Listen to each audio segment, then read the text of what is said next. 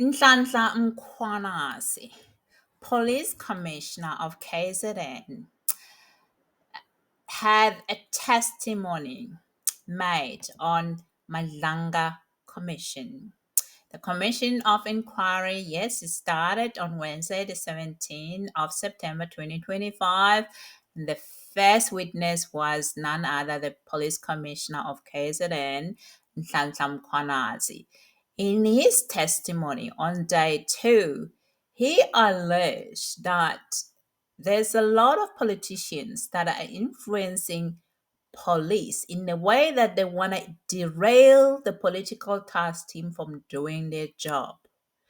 All right, so he alleged that two ministers from different parties, these ministers from Democratic Alliance, the minister he spoke about was Kohler Barnard, and then another minister, Fadiel Adams from a National Colored Congress NCC party, that misuse classified information in order to derail investigations. Let's listen. On this specific paragraph, Commissioners, I want to focus my address in part to the role that is played by Mr. Fadiel Adams, who is a Member of Parliament.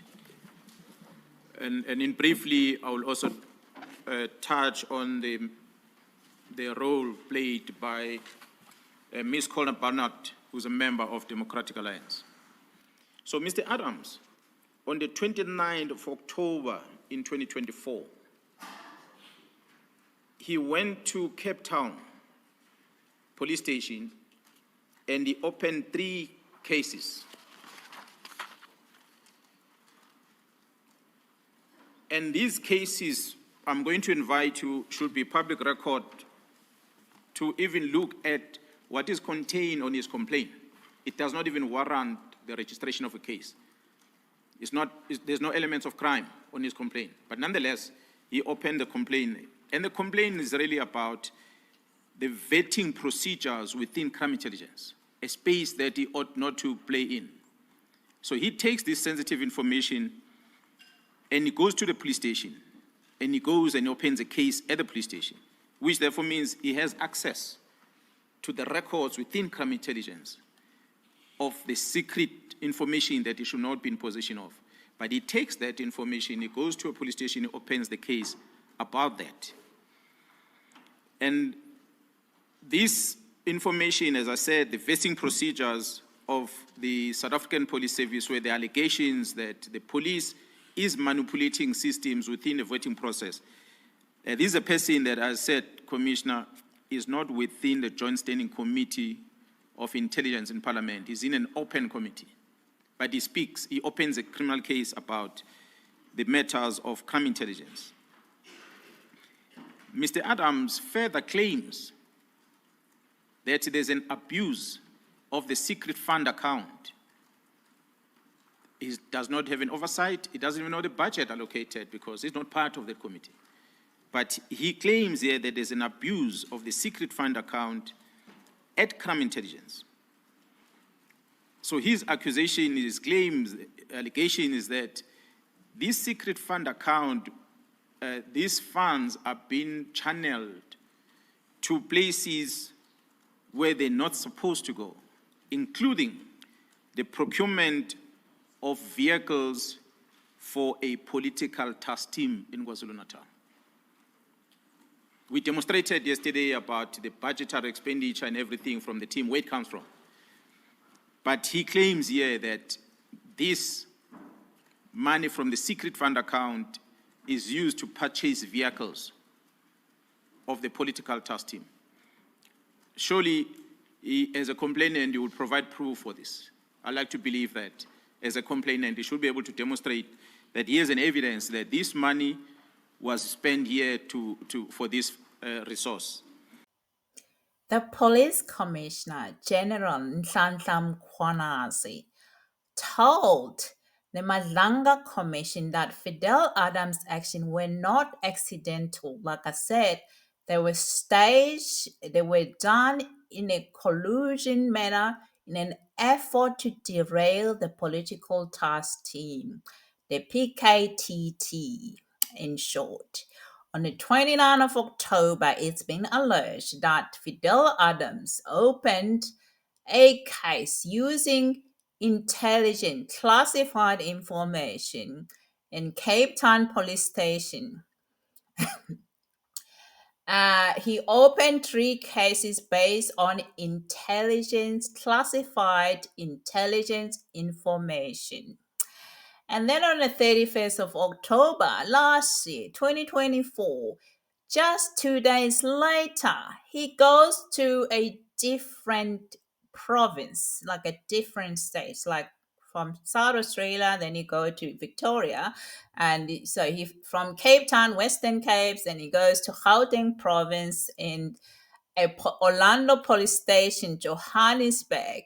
He opens the same charges again, this time, as I said, in a different jurisdiction. Around the same times, Fadiel Adams also sends a couple of emails directly to Minister of Police, the embattled Minister of Police, who's on leave. Senzo Mkhunu was put on leave for allegedly being involved with the criminal syndicates like Vusimuzi, Matlala, and other underworld figures like Brown Mkhwanazi. So he sends his email directly to Minister of Police's office, attaching the same allegation and demanding ministerial intervention. Yeah. Yeah. So, the Nhlanhla Mkhwanazi stressed this is the pattern, not just him. He said very clear this is one of the few examples, but a lot of witnesses who will come after him would speak about different politicians doing the same thing. Mkhwanazi stressed that the danger here is that Adam had created multiple parallel dockets in different jurisdictions while simultaneously involving the minister's office. So he didn't even give this allegation time for police to investigate the merits of these allegations. But, in just a day, he sends an email to the minister. Yeah. Now let's listen. Corruption at the highest scale. He further claims on his complaint, commissioners, that this political task team is a private entity that provides service to the former Minister of Police, Bekicele.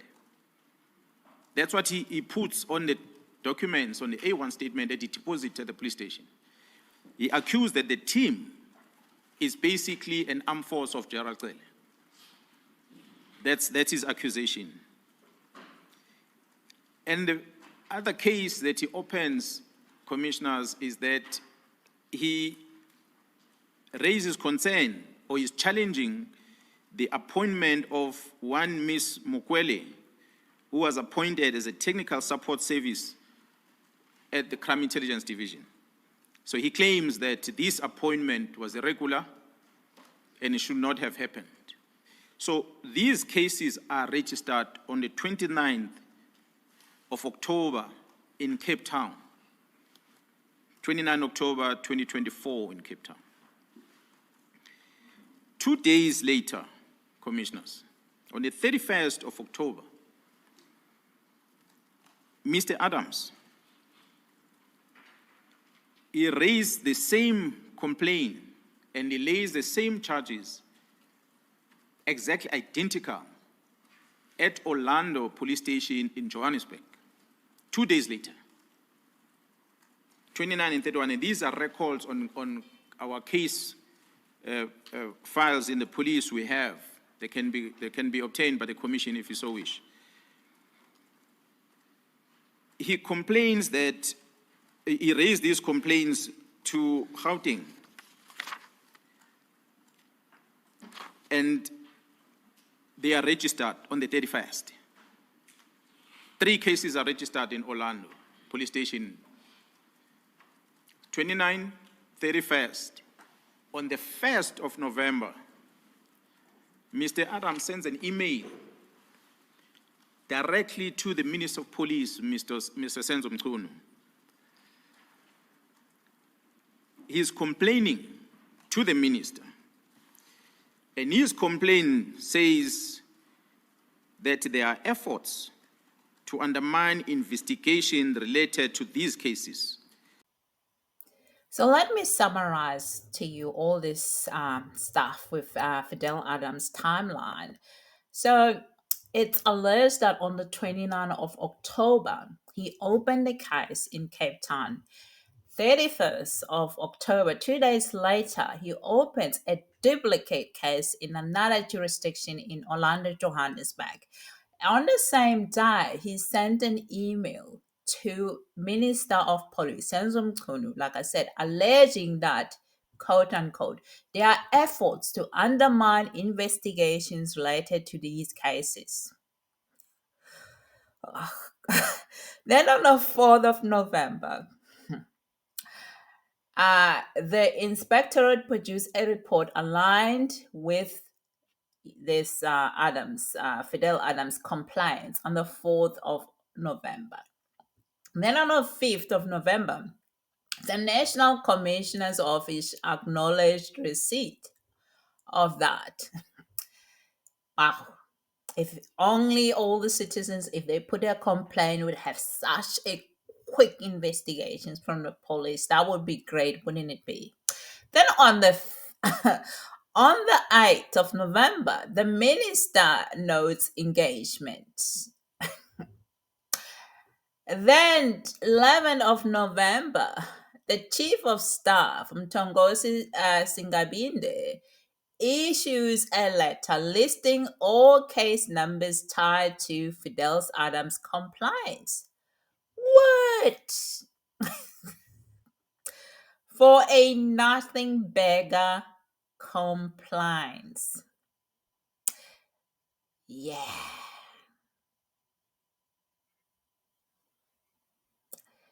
Now, how this is linked to a DA, Kohler Barnard, the DA minister, the MP, how this intelligence information subsequently ended up to DA. Let me actually explain.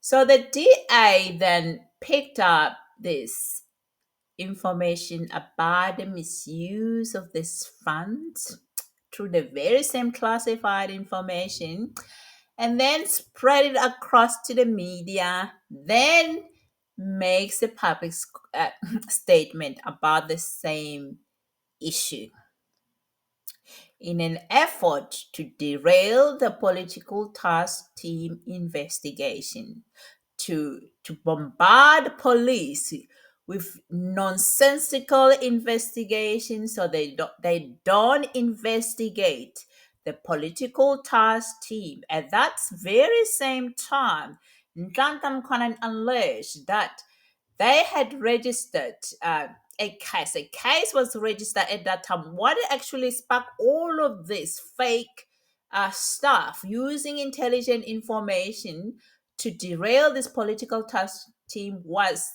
a particular case that was registered at the crime intelligence. That case involved our very main man, Vusimuzi Cat Matlala, and his accomplice KT Molefe. It was registered under intelligence at that time. So they were worried and they were shitting themselves and they start making all these noises to derail it, to create negativity around the political task team so public opinion can be persuaded so that, citizens can feel like, oh no, this political task team must be abandoned, yada yada.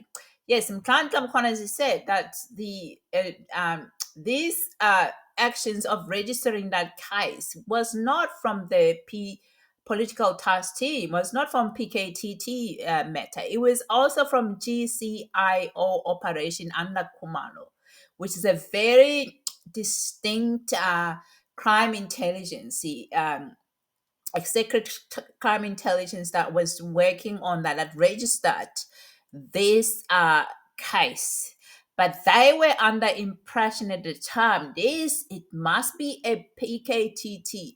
That's why, so they had put in the media, flood the media with this information. What the DA minister put out and then into the media, and the media published it, because I know that she subsequently said, it wasn't the media, the stuff was already in the public domain. However, the articles that I've looked at, all of them, they ask, the source is DA, is Kohler Barnard. The source of that information, because it's classified information, is from DA. So they don't say that they've had it from someone else. They are sourcing DA. They are reporting on the DA's concerns. They are not saying that they have the sources, they've got credible evidence from the sources, because this is classified information. They must have a specific source to tell this stuff. But they are reporting about this. At that time, they were talking about money. So I'll put in some of those articles that were reported about this case when the DA came in the same and took over from where Fadiel Adams left over. All of these people are based in Cape Town. Cape Town is a war zone of this cartel, Cape Town. So if there was any political task team, if there was any issue involving mafia, you definitely have to start in Cape Town. And this is why this stuff happened. So let's have a look and see of one of those articles that were reported at the time when this stuff was released. When the DA allegedly commented on this stuff, but there is no article I could find. We looked a lot to see if there was any articles that really had not sourced the DA, had not quoted Kohler Barnard in it, that had a source, because this is crucial information and it's classified. So why would someone would have this information? Because this team, looks at a lot of stuff about people's, personal information. They go beyond to look at making sure people are cleared to take over this role.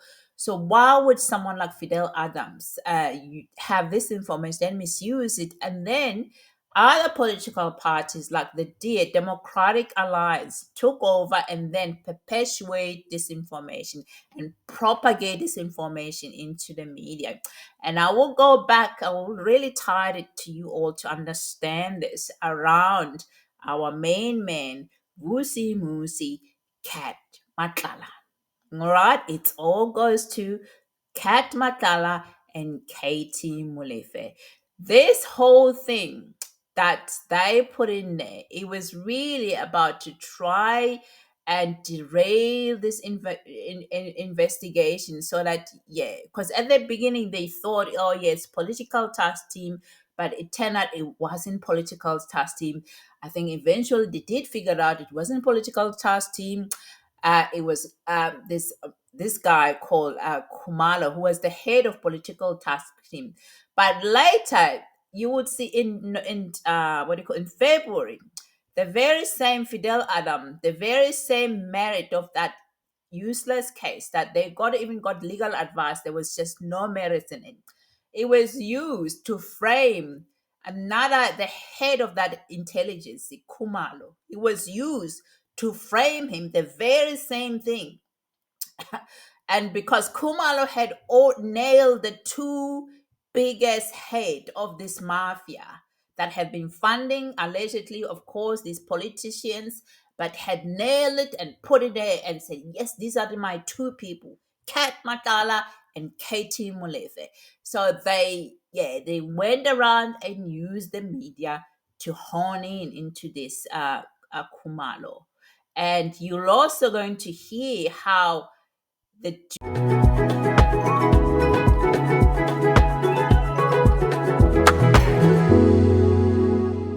judiciary also took part in this, in how they handle the case of this head of intelligence in South Africa, Khumalo, because